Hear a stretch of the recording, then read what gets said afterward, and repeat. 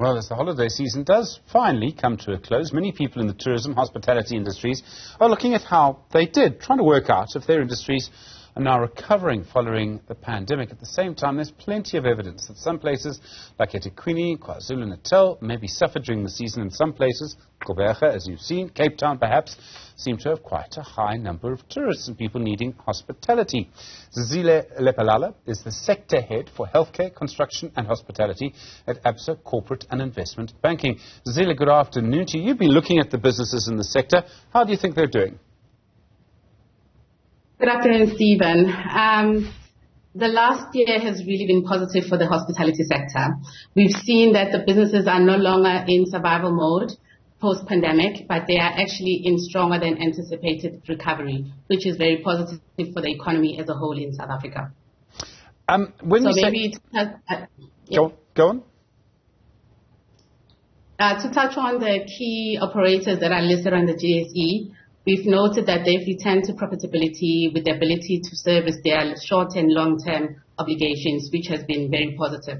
And they've been also able to rehire some of the staff that was let go during the height of COVID. How much of this is about domestic demand? And is it possible to know how much of this is about international demand, people coming in from other countries? That's a good question, Stephen. So what we've seen in the past is that international travel supported the industry quite strongly, where we've seen just under 11 million international travelers annually.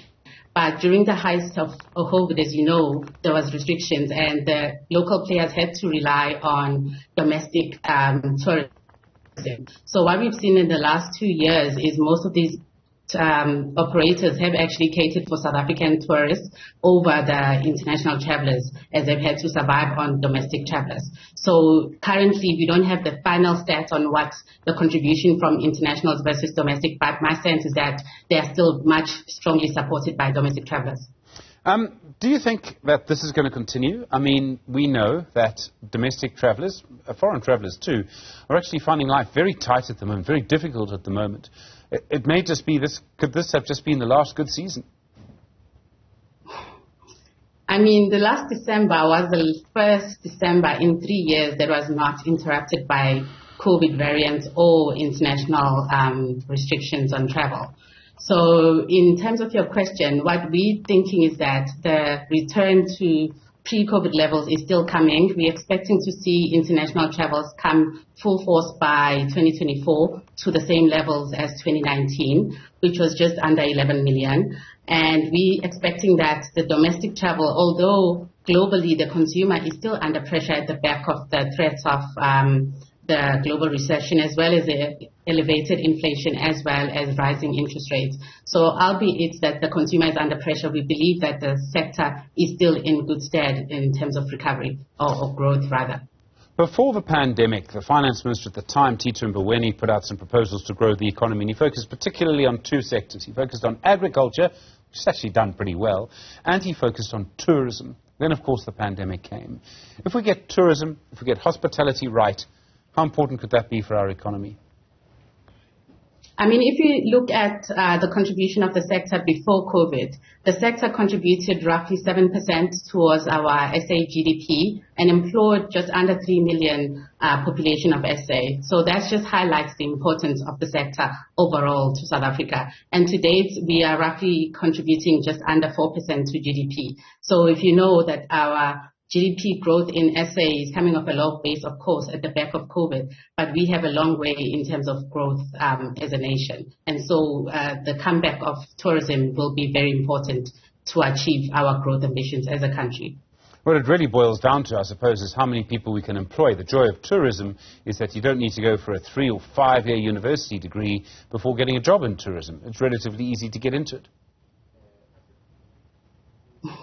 There is a lot of training that is required in the tourism sector, and you may be right in terms of maybe it doesn't take as long as any other professional degree, but there is some training still required, and most of the operators offer that training for their staff that they employ.